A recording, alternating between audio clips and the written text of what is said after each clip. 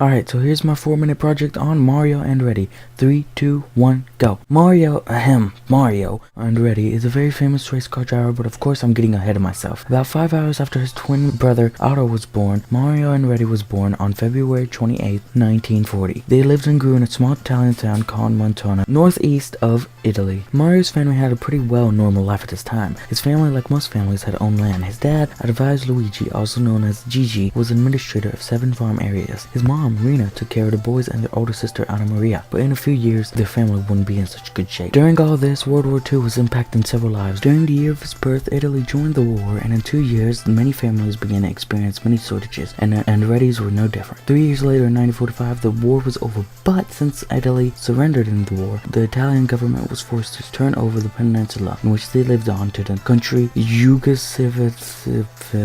Your guess is as good as mine. This made matters worse, from a new hometown to no more farmland. So in 1948, the Andretti's moved back to Italy near Florence, which was terrible for the adults. There were no real good jobs available for Mario's dad, but Mario and his brother soon found their new love, motorcycles. It wasn't very long until they drove cars. They began to drive and zoom cars for their owners in the neighborhood to garages and such before they were even 13. But in 1955, the family planned to move to the United States for better money. But it would ruin Mario Bros' chance to have a racing career. They even vowed to come back to Italy to continue their racing career when they became old enough. So the Andretti's moved to Pennsylvania, where the boys would soon grow to like. It wasn't until the boys found out there was a racing track nearby called the Nassau Speedway. Mario even said himself, "That was probably the happiest moment of my life," end quote. So it's pretty clear that he loved it. Sure, it wasn't anything like the winding paved world courses in Europe, but it was something for the boys. It was racing. So much so that the boys built a secret car using the money from their friends and the bank, which loaned them $350. The reason why I say secret was because pretty much everyone knew about it except for their dad. The car was a 1948 Hudson Hornet that took them 3 years to build. That's pretty impressive for 2 boys. The boys entered 2 races, and after a coin toss, Mario's brother would be the first one to race on April 25th, 1959, and Mario the next race. It was a success, and the first 2 races won them $180. Dang! They did so well in the first season, and it wasn't until the end of the season when disaster struck. Otto, Mario's brother, was racing on a 1933 Ford in 3rd place. Near the end of the race, while Otto was trying to catch up, he hooked on a guardrail and the car tumbled over and over. When it finally stopped tumbling over, Mario ran to the car. When he reached the car, however, Otto was unconscious. Mario was terrified. Otto was now in the hospital, and he had a skull fracture, then slipped into a coma. A month later, he was able to come back home, not to peace. Their father was extremely upset. For 6 whole months, he refused to tuck any of his sons. Mario still raced though, and won 4 times in a row. When Otto came back, he wanted to race again and did just that. Sadly, he hooked on a guardrail again, but this time he came out with only a bloody finger. Now that's what I call luck. He then decided he should take it easy.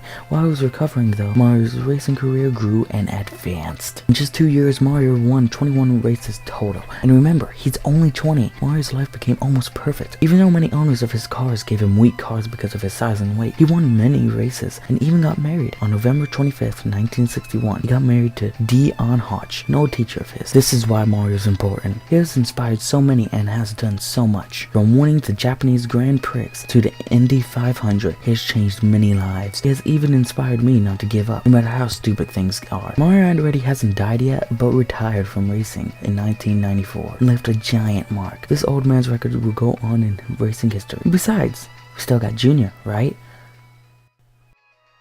Close enough to 4 minutes. I used Camtasia and Odyssey for editing. I used the diamond capture card to record, and finally, here are the sites that I used.